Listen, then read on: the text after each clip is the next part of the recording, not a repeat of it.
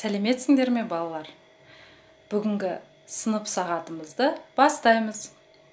Сынып сағатымыздың тақырыбы үш тілділік, заман талабы. Үш тілділік, жаһандану және заман талабы десем де болады.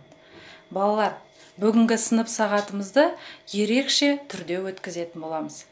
Бүгінгі сынып сағатымыздың тақырыбын пікірталас арқылы талқылайтын боламыз. Әрқайсың өз пікірлеріңді ортаға салатын боласыңдар. Ал сабағымызды жалғастырайық. Балалар, үш тұғырлы тіл өмірдің қажеттілігі. Қазақстанды бүкіл әлем халқы үш тілді бірдей пайдаланатын жоғары білімді мемлекет ретінде тану керек.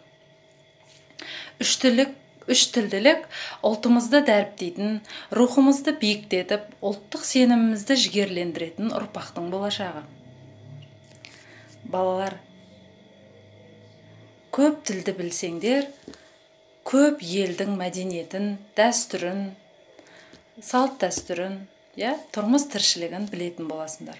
Сондықтан біздің болашағымыз үш тұғырлы тілде деп жатыр, сипаттап кеткен, балалар. Ойымды қорыта келе, елбасының мына бір сөзімен аяқтағым келеді.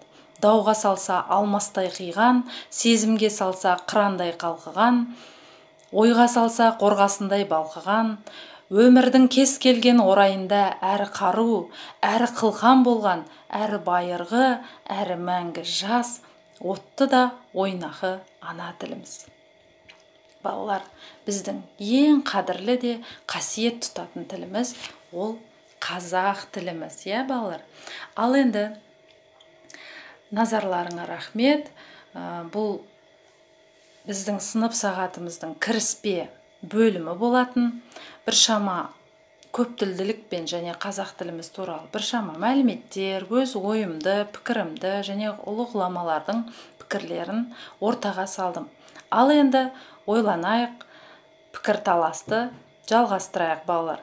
Ортаға өз ойларыңды, пікірлеріңді айтсаңдар. Әркімнің өз ойы өзіне құнды демекші, бір-біріміздің пікірімізді мұқият тыңдайық.